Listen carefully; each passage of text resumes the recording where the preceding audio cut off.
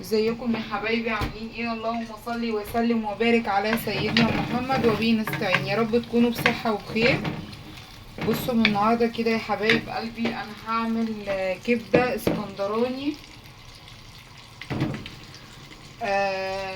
بس انا بحط لها بصل. تمام كده، تمام كده يا ام زيزو. بحط بصلايه مش كبيره، يعني دي بصلايه صغيره خالص. هجيب معلقه. هي فين المعلقه؟ معلش. بصوا دي البصلايه الصغيره اللي انا حطيتها. معايا معلقه توم مفرومه، قسمت نصها هنا وهنا. بصوا دي كبده اللي انا قلت لكم عليها قبل كده، اللي هي اسمها، اللهم صل على سيدنا محمد، لا حول ولا قوه الا بالله على العظيم. اسمها كبده شعريه. تمام تمام كده. اقلب البصلايه قوي كده. بصوا انا حطيت على الكبده ايه؟ حطيت ليمونتين، حطيت كزبره، حطيت فلفل اسود، حطيت كمون، حطيت توم ابيض، حطيت قرنين فلفل اخضر، من الهريسه الفلفل بتاعي الاخضر. تمام كده، حوالي معلقه شاي. وهنا بقى حطيت التومه، مش هدبلها قوي. وهنزل كمان يا ام زيزو بشويه. عامل لكم كبده وسلطه طحينه وطماطم وخيار، سندوتشات بقى فينو وكده. تمام.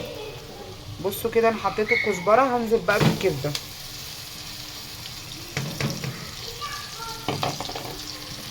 صلوا على النبي يا حبايبي، ولايك وشير واشتراك في القناه عشان يوصلكوا كل جديد. النار تبقى عاليه عشان عصره ليمونتين، حته ثوم،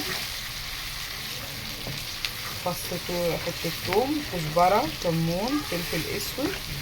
محطتش الملح بتاعي دلوقتي خالص. كده بقى الكبده بتاعتي هي، بصوا لونها.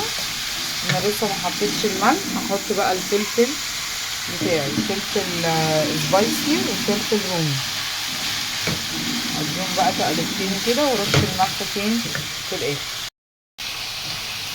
الكبده دي اسمها كبده شعريه او كبده شاورما، ايا كان بقى المكان بتاعكم ايه. اقلبها تقلبتين كده واديها رشه الملح بتاعتي. لونها وريحتها في حته تاني. بسم الله الرحمن الرحيم. اللهم صل وسلم وبارك على سيدنا محمد.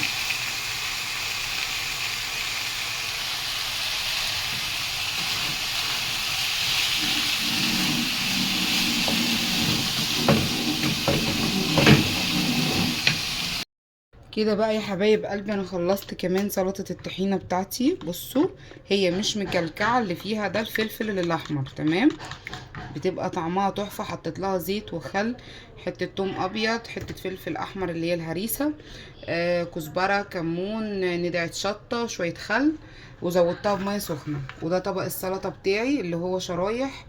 بصوا المية بتاعته عاملة ازاي. وده الفينو بتاعي اهو. وكده بقى دي عشوة النهاردة، احلى كبدة والسلطات بتاعتها. ما تنسونيش بقى في اللايك والشير والاشتراك في القناة عشان يوصلكوا جديد. وصلوا على النبي، ولا حول ولا قوة الا بالله على العظيم. وما تنسونيش في اللايك والشير والاشتراك في القناة، وتقولولي بتتابعوني منين. بصوا الجمال، بصوا الصوص بتاعها ولا فيها اي حاجة. وده الفينو بقى، كان ناقص جرجير بس الوقت متأخر خلاص، مفيش جرجير. مش هقول لكم النهاردة غدا، لا ده عشاء. كل سنة وانتم طيبين، واستنوني في فيديو جديد.